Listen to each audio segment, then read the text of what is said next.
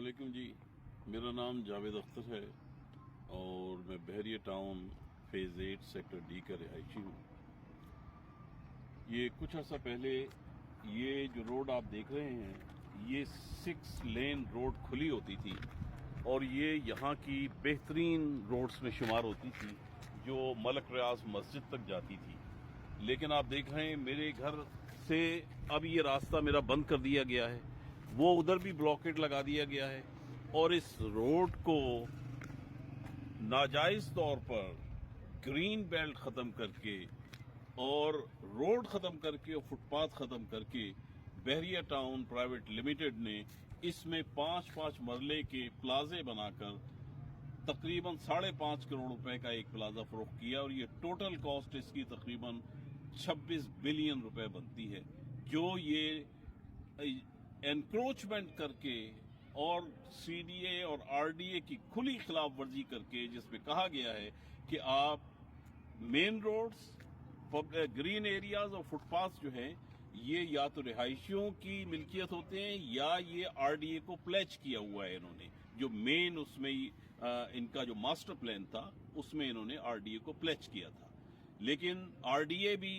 खामोश तमाशाई बनी ये सब कुछ देख रही है, उनकी आंखों के सामने हो रहा है और कोई इनको रोकने वाला नहीं है। ये फैक्ट्रीज हैं, ये सारे अब देखें, अब यहाँ नमाज पढ़ने हम लोग नहीं जा सकते। इमरजेंसी में अगर कभी बाहर निकलना पड़े तो गलियों में से होके बड़े हमें बाहर निकलना पड़ता है, यहाँ हमारा बाहर निकलने का कोई रास्ता नहीं है। तो ये हम पे तो रिहायशियों पे ये, और एक जगह नहीं है। जब हमने सर्वे किया है तो पूरे बहरिया में 8 या 10 जगह ऐसी हैं जहां पर ये इन्होंने एंक्रोचमेंट करके ये ऐसी जो है ये प्लाजे बना के और ये बेच रहे हैं और इन्होंने बहरिया टाउन को प्लाजों का जंगल बना दिया है। यहाँ सांस लेने की जगह आपको नहीं मिलती अब, सिवाय कंक्रीट के। पहले आते थे यहाँ हम वॉक करते थे, वो सारी चीजें हमारी खत्म हो गई। अच्छा, इसमें जावेद साहब ये भी बताएं ना कि जो पार्क्स वगैरह के अंदर हो रहा है, पार्क्स का क्या सिचुएशन है? ये तो रोड थी आपकी या ग्रीन बेल्ट था, उसको कन्वर्ट कर दिया, तो पार्क्स की क्या सिचुएशन है? सर पार्क्स की भी 7 और 8 में ये सिचुएशन है कि पूरे फेज 8 में एक भी पार्क नहीं है, पूरे सेक्टर डी में एक भी पार्क नहीं है।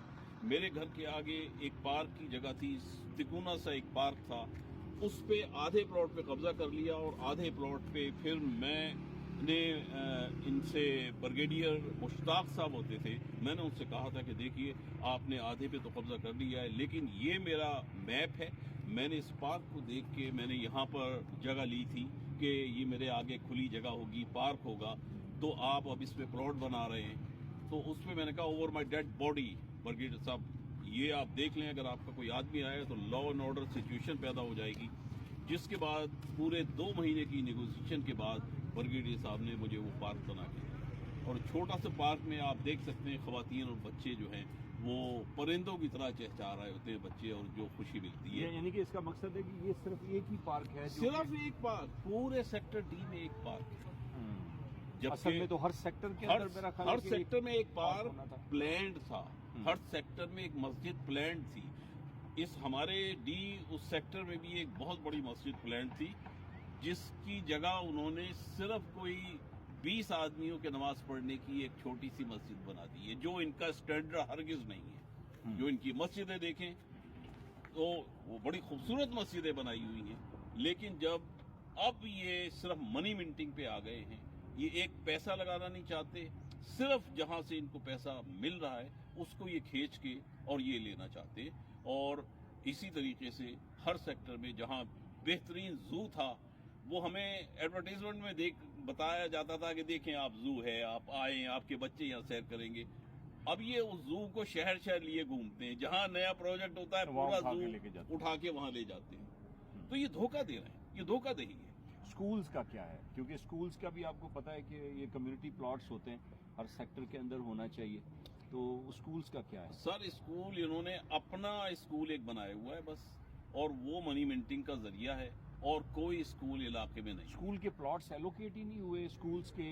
आपको पता है स्कूल और हॉस्पिटल के लिए प्लॉट देना होता है। सर स्कूल के लिए प्लॉट होता है, कब्रिस्तान के लिए प्लॉट्स होते हैं, मस्जिद के लिए प्लॉट होते हैं, प्ले ग्राउंड्स के लिए प्लॉट्स होते हैं। ये प्लॉट मुख्तस किए बगैर आपका मैप अप्रूव ही नहीं हो सकता, आपका प्लान अप्रूव ही नहीं हो सकता। वो सारे CBC के सारे ही तकरीबन समझ लें कि ये वो इन्होंने तकरीबन खुद ही बेच दी है। सारी जमीनें उन्होंने कमर्शियल प्लॉट बना के बेच दी।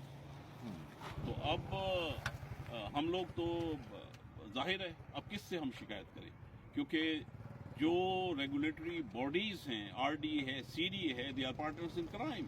कुछ भी नहीं कर रहे, कुछ भी नहीं कर रहे, आते ही नहीं है। सब पूरे जमाने में तस्वीरें छपती हैं, वो वहाँ खामोश बैठे क्योंकि उनको हिस्सा उनका मिल रहा है।